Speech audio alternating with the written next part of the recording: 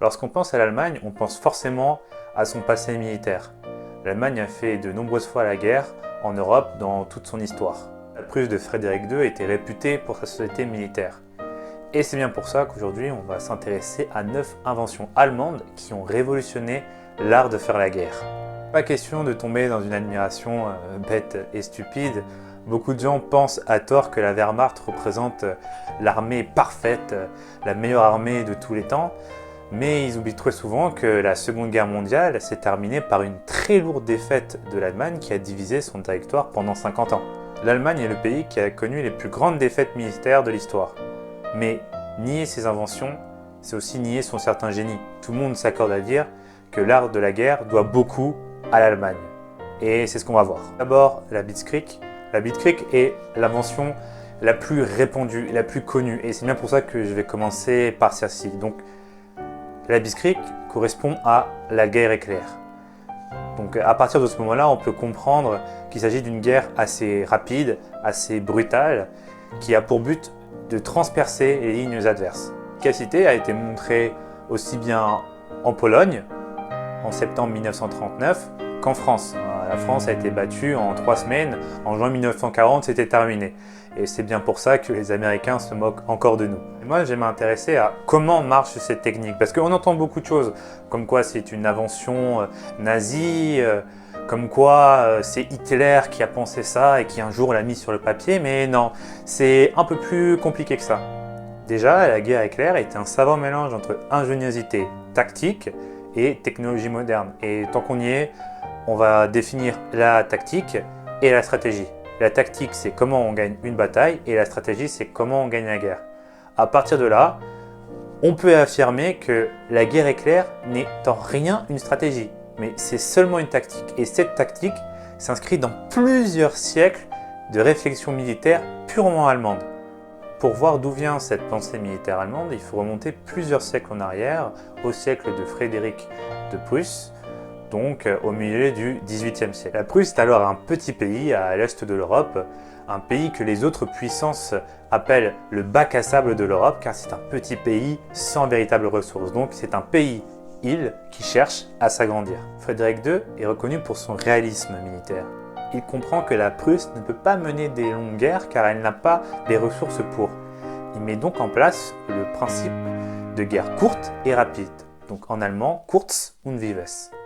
Comment mener alors des guerres courtes et rapides? Et bien là encore, Frédéric II et des penseurs avant lui et après lui vont comprendre qu'il faut chercher la bataille clé, la bataille décisive qui permet de porter un coup tellement important à l'adversaire qu'il est obligé d'arrêter la guerre à ce moment-là. À partir de là, on peut voir deux notions de bataille, la bataille décisive et la bataille d'anéantissement. Donc on peut voir qu'il y a une notion offensive dans la pensée allemande de la guerre depuis maintenant plusieurs siècles. Et il y a une bataille en particulier qui ne cesse d'obséder les penseurs militaires allemands. Il s'agit de la bataille de Cannes, menée par le général carthaginois Hannibal. Alors en sous-effectif, Hannibal réussit à encercler les Romains et à les anéantir. De cette bataille, on peut comprendre toute la pensée allemande de Frédéric II jusqu'à la Blitzkrieg. La bataille décisive ne se gagne que par des encerclements dans la tête des penseurs militaires allemands. Grâce à cette technique d'encerclement, la bataille décisive se transforme très rapidement en une bataille d'anéantissement. L'ennemi encerclé est alors anéanti. L'ennemi n'a plus d'armée et doit donc arrêter la guerre et négocier la paix. Voici comment résumer la pensée allemande. Et justement, la guerre éclair illustre parfaitement cette doctrine. La guerre éclair combine cavalerie, donc chars et aviation, pour percer la ligne ennemie et ensuite la contourner pour couper sa retraite. À partir de là, il y a un encerclement et c'est donc la fin des forces vives ennemies. Et c'est une stratégie qui a très bien marché en France. On l'a vu, ils ont débordé les Français par les Ardennes et ensuite il y a eu une course à la mer qui s'est terminée sur le miracle de Dunkerque. On peut l'appeler comme ça parce que c'était très mal parti pour les Britanniques à ce moment-là. Cependant, on ne peut pas parler de grands plans à l'échelle globale parce qu'on remarque que tous ces encerclements surviennent, on va dire, de manière autonome et indépendante les uns des autres.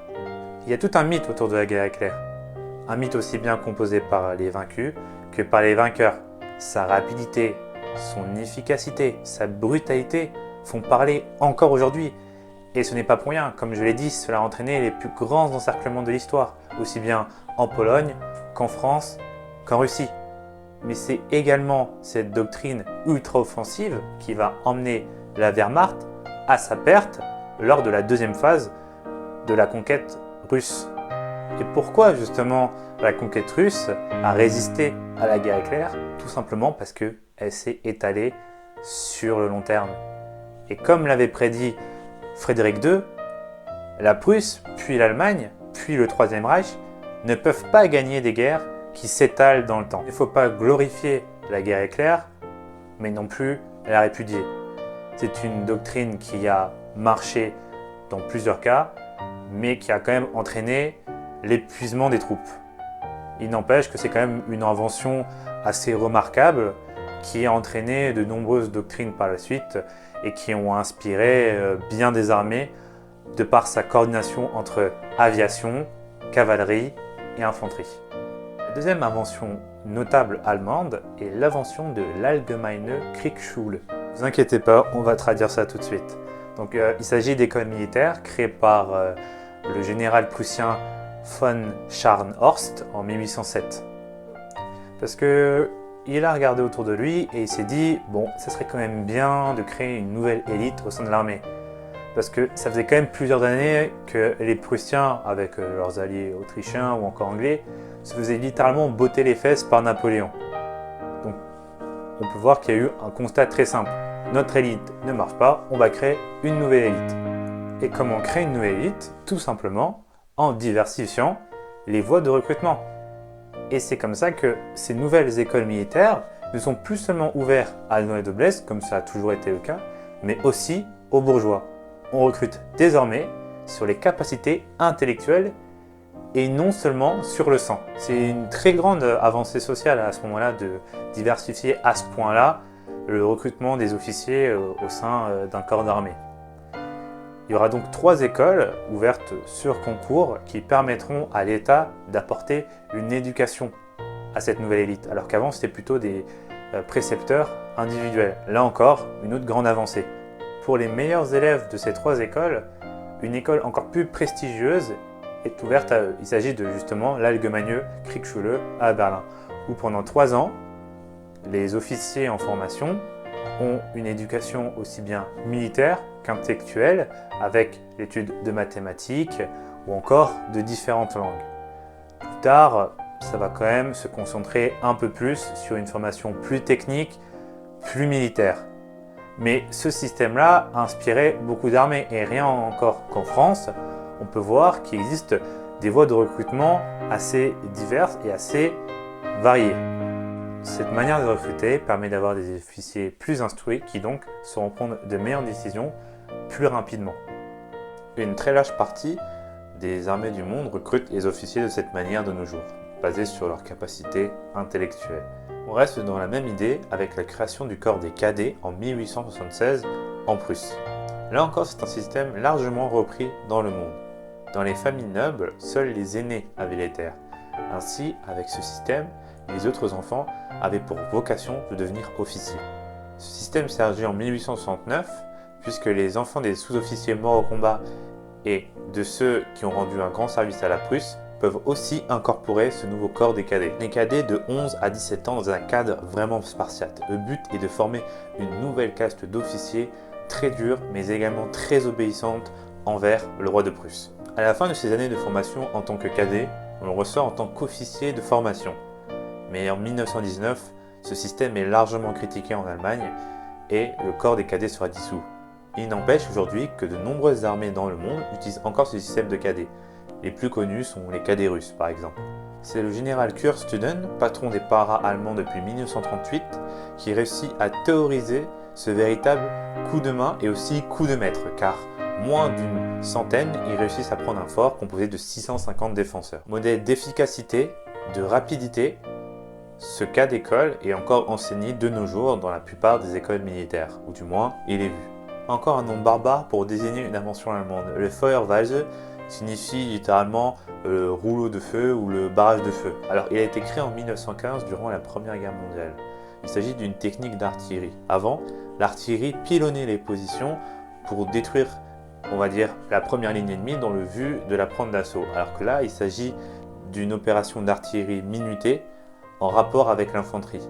Il y a une horaire précise convenue et un véritable rideau de feu s'installe petit à petit qui suit la progression de l'infanterie.